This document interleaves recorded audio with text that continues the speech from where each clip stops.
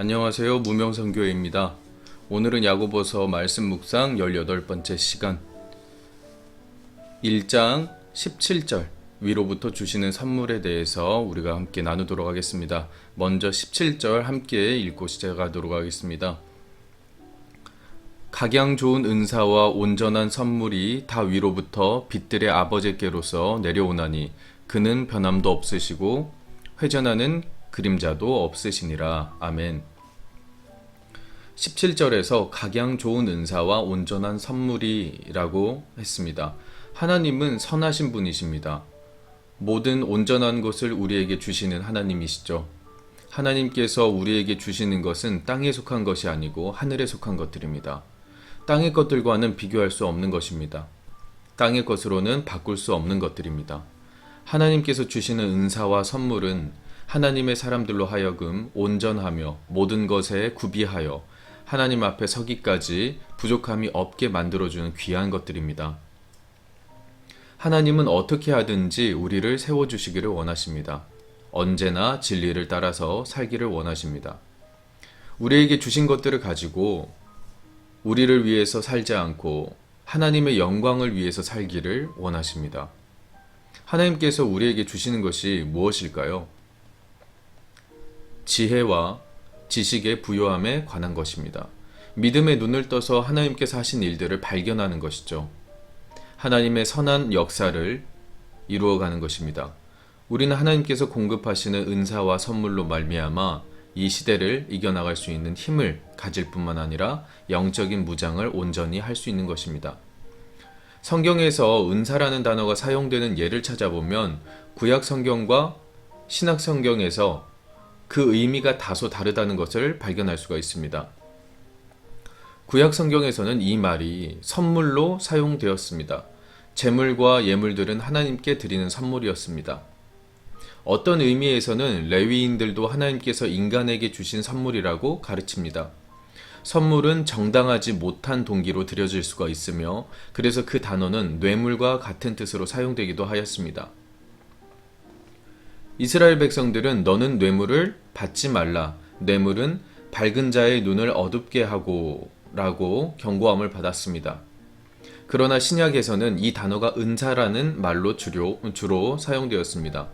은사에 해당하는 9가지 단어 중에 어떤 것은 아나테마, 그리고 이 뜻은 하나님께 봉헌된 예물이나 제물 또는 헌물이란 뜻입니다. 그리고 특히 도론, 이 말은 선물, 예물, 봉헌물이라는 뜻인데 사람이 하나님께 드리는 선물을 가리킵니다.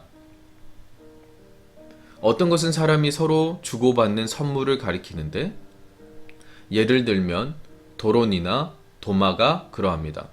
그러나 신약에서는 특징은 주로 하나님께서 사람들에게 주시는 은사들을 가리키기 위해서 이와 같은 단어들을 사용하고 있어요.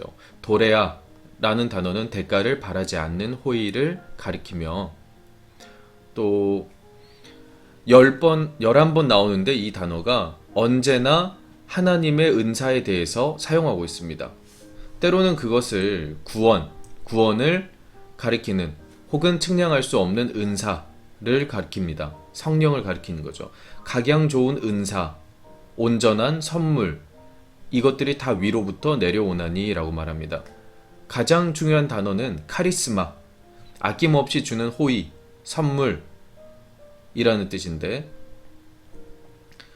하나님께 받은 재능, 은사라는 말이기도 합니다. 이 단어는 영생이라는 하나님의 좋은 선물을 가리키는 말로 쓰일 수가 있습니다.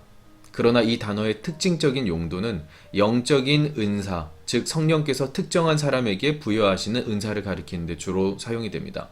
어떤 은사는 모든 신자에게 부여되기도 합니다. 그러나 몇몇 특별한 은사들은 모든 신자에게 다 주어지는 것이 아닙니다. 그래서 이런 은사들을 받은 개인들은 그들 자신이 부활하신 주님께서 교회에 주시는 선물로 있는 것입니다. 하나님께서 사람들에게 내리시는 가장 좋은 은사는 구원, 곧 영생이며 이 기본적인 사실에서부터 다른 모든 은사가 파생되어 생기는 것입니다.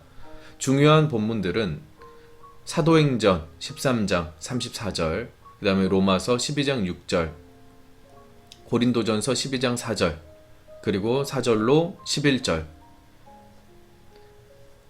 그리고 야고보서 1장 17절, 오늘 우리가 함께 나눈 이러한 곳에서 중요한 본문들이 은사라는 것에 대해서 다루고 있습니다.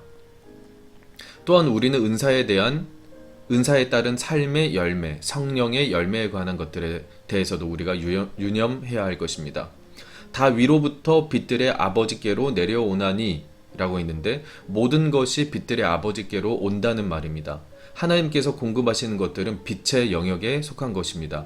빛은 어둠에 속한 것들을 모두 내쫓죠. 하나님께서 우리의 심령 속에 담아두신 빛에 속한 은사들을 통해서 우리가 감싸고 있는 어둠의 세력들을 모두 내쫓고 밝고 아름답고 찬란한 생명의 길로 우리가 나아갈 수 있는 것입니다. 아버지께서 우리를 향하여, 우리를 위하여 예비하신 것들로 말미암아 우리를 살게 하시는 것입니다. 하나님의 풍성하신 사랑, 아끼지 아니하시는 사랑이 우리를 향해서 더욱 강하게 비추시는 것입니다.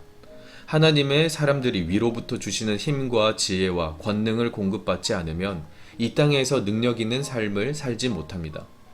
마귀의 세력을 멸할 수 있는 믿음의 담력과 용기와 두려워하지 않는 투지가 바로 하나님께서 공급하시는 것으로 되는 것입니다.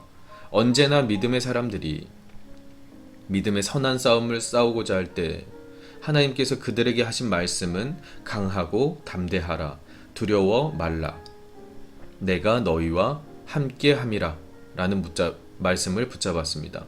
위기를 당할 때마다 더욱 하나님께서 공급하시는 은사와 능력으로 우리가 살기를 힘쓰는 주님의 신실한 권속들 되시길 축복합니다. 다음 19번째 야고보서 말씀 묵상에서는 17절 하반절 선물을 주시는 이의 성품에 대해서 함께 나누도록 하겠습니다. 오늘도 주님의 이름으로 사랑하고 축복합니다. 아멘.